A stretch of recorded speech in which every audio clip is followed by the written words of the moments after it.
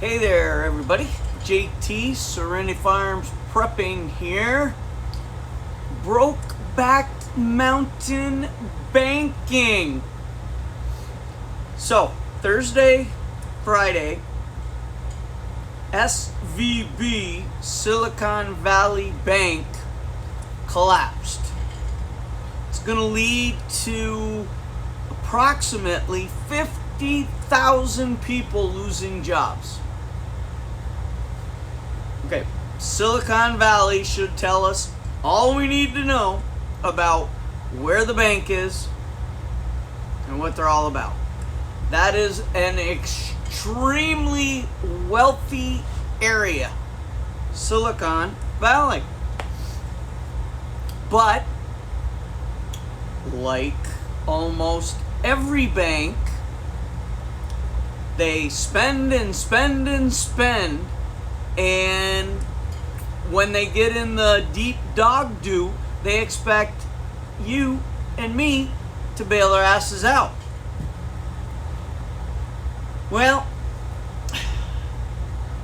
at first, little Hitler Yellin said, nope, no bailouts.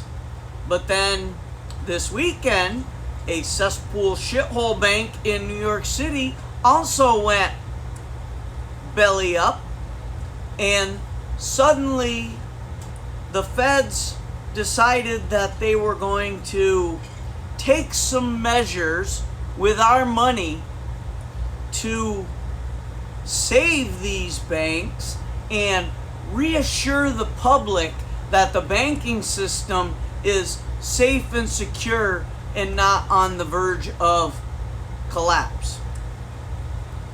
Well, most of us know that's not true. We also know that the feds and the Democrats and the globalists are intentionally collapsing the financial system, along with all the other systems in America. But they're doing this one to bring in their central bank digital currency and their UBI, and then they can force people like me, or they think they can, to do the deed, be totally controlled, and get moved into a little 15-minute city. So what do we know about SVB that should have told people where this was headed? Well, the risk assessment director is a Jean-Pierre clone. She's black, she's gay, she's queer, she's lesbian, and her whole agenda is focused on supporting equity, inclusiveness, and specifically lesbian groups to get funding. So the bank went woke and then broke back mountain.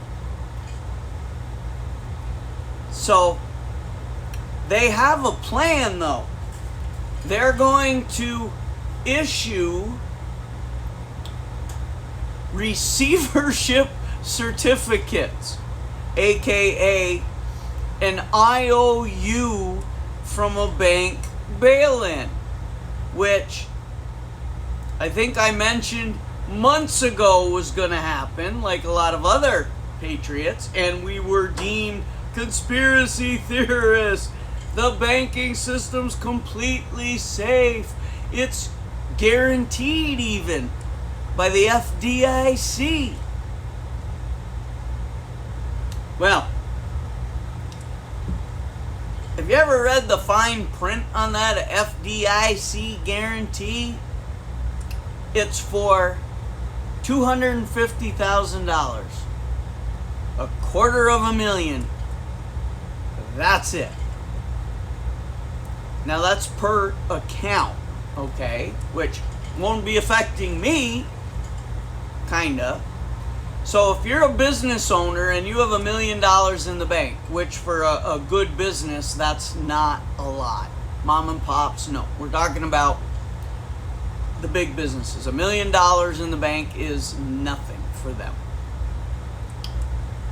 But if the bank you have that in goes belly up, broke back mountain, you're insured for $250. So why would you have $1 million in one bank when you should spread that around to 4 or 5 different banks so that your million would be guaranteed in the event of a bank collapse? Doesn't make any sense. But apparently these business owners don't get that. They think they'll just be bailed out for the whole thing. So these woketard banks are collapsing based on their thoughts and feelings way of doing business with their loans and their discrimination against normal people. Here's a good way to know, 2 good ways to know if your bank is on the Brokeback Mountain pathway. Okay? There's a website called cancelthiscompany.com. If you scroll down to the e-commerce section of that website, it lists all the woketard banks and financial institutions and other places like PayPal and Etsy and all the banks you can think of and credit card companies that are against us and going for the Second Amendment. So that's one way. Then it also lists a group of banks that are not woketard after you're done. Another way is to go to your particular financial institution's website and look at their business description and model and photos. They will describe and show to you on their website what their agenda is. If their website is filled with pictures of women, which isn't too uncommon because most bank employees are women. Okay? But look beyond that. If their employees are 99% women, people of color, people that are clearly trans, and while all of that may be fine, if that's what their website has exclusively, you're very likely not going to see any white men. You might see some black men or Hispanic men or Asian men, but look for the exclusivity of their website and that they keep using keywords like equity and inclusiveness and sharing, and as you go through it, you'll see more and more and more what they're all about. They'll list some of the programs and how they're giving out loans to this group and that group and this group, except for this group. There'll be many indications. It's just many of us have never had reason until now to. I go on my bank's website to check my accounts. That's the only place I go. I don't go to their memorandum of understanding and their mission statement and all that stuff. But I'm a credit union guy. They've treated me very, very well. There are men on their board. I know these guys because it's a local community. At some point, if I discover that they're going in a direction I don't support, then I'll do what I have to do at that time. But right now, we're good. But most of your name banks, like your community banks and your big ones, Bank America and Western Union and all the big ones like that, there may be small branches in your town, but if you click on the website, the mission statement is provided by the mother of the movement, wherever corporate is, and they make the other branches toe the line. So check that out. This could be the start of what we all know is coming. They might nip these two in the bud to try and put it off for a little while longer because they're not quite ready to do what they want to do. I understand that pedophile in chief may have made a statement or some rambling, incoherent, mumbling interpretation of that the banking business itself is in no danger of collapsing, and they're going to try and do everything they can to prevent people waking up and making a bank run to go get their shit out of the bank. So why would you keep all your money in a bank that gives you less than 1% on your money, which they're loaning out to anybody who wants a loan, and they're making tons off your money, but giving you nothing for having your money in the bank? Now remember, if you go to take all your money out, banks are allowed by law to loan out $9 for every dollar they have in accounts.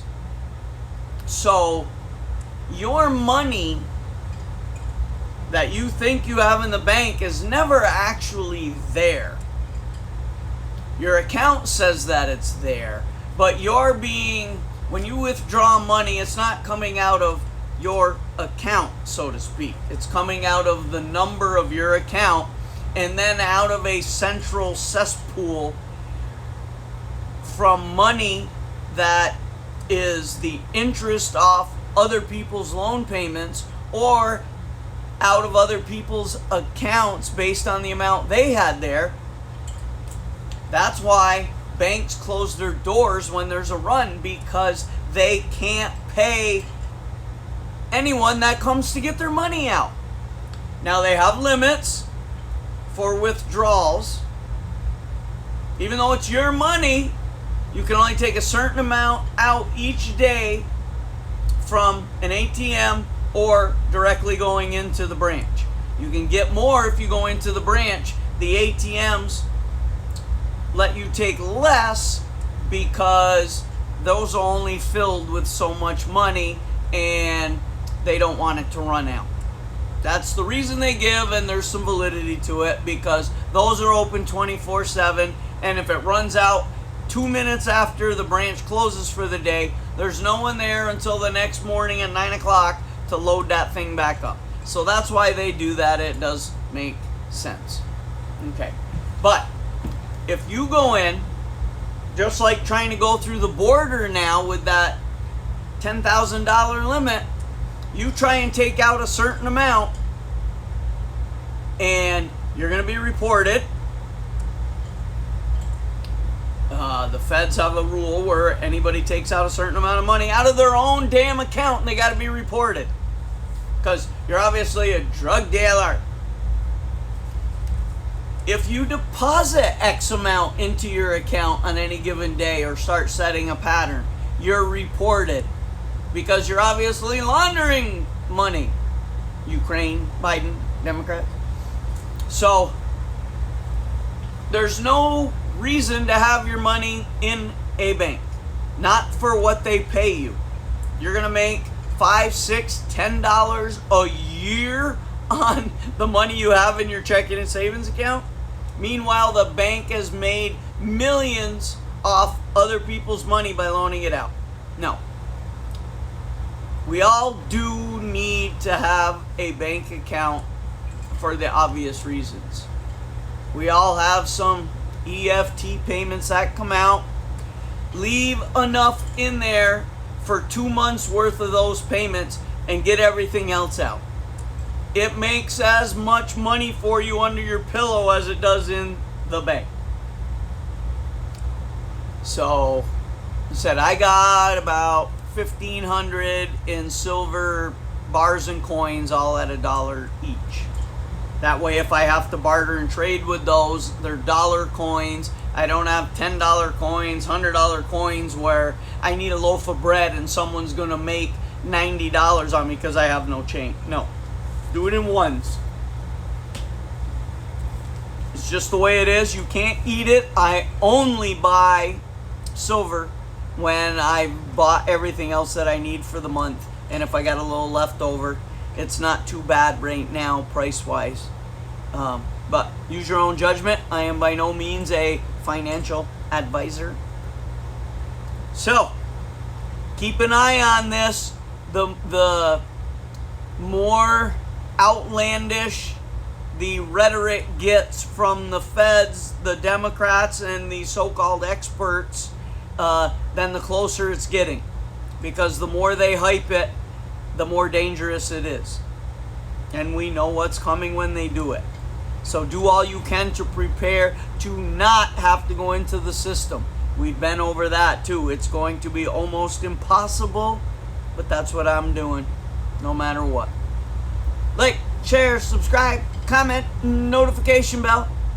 But for now, GT signing off. Oh, the glow and the noise is, I got my phone propped up on the pellet stove that I got in this building. The old goat barn, which I'm converting into a brewery. Alcohol's going to be in high demand when the shit goes down, and I can barter and trade that with veggies and other stuff. Alright, talk to you soon.